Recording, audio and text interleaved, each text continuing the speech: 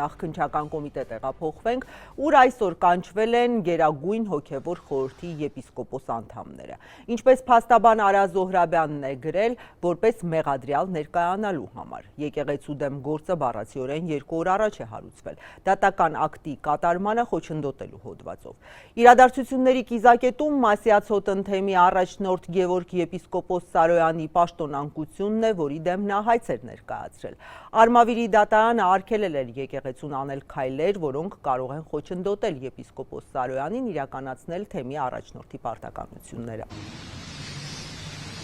Վերջում են, այո, հրավիրել են։ Չէ, տեղյակ։